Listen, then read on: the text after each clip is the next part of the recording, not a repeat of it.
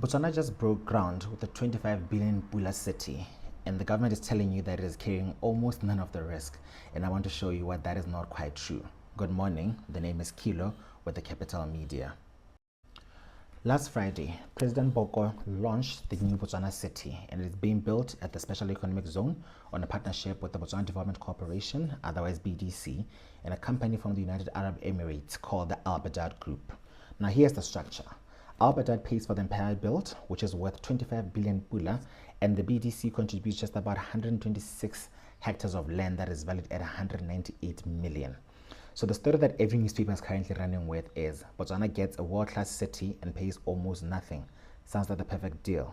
But when a foreign developer agrees to a 25 billion pula in construction costs, you should always be asking one question: what are they getting in return? And that is exactly where things start getting a bit interesting.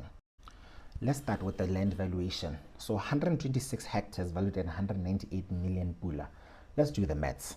That's just about 1.57 million pula per hectare for prime service land inside a special economic zone right next to an international airport. That is the most single strategically located piece of land that we have in the country currently in terms of what commercial land is. And the question worth asking is whether 198 million pula is really a fair value for it, or whether the state has actually underpriced what it brought to the table to make this entire deal look attractive in the first place. You may ask why this matters for you, but because this land is public land, you have an interest in it. The public has a stake in this entire project. And if the land is actually worth more than 198 million, that means we have a smaller piece of the pie and a smaller share of the 25 billion pula altogether. And this is not necessarily an accusation, it is just simply to say what these specific numbers need an explanation. The second question is, what is the AlBaddad Group really getting out of this entire agreement before actually funding it? Because nobody spends 25 billion pula simply out of kindness or simply out of courtesy. Somebody may ask, do they get long-term land rights? Do they get a lease for decades? Do they get a share of the revenue? Or do they get the right to operate the city and collect the income before eventually handing it over to the government of Botswana?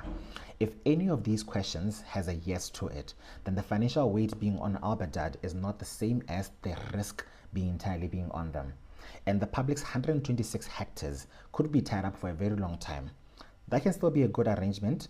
However, the terms of it, in terms of who gets to benefit and for how long, needs to be made public for us to actually have the right scrutiny and the right assertion towards it.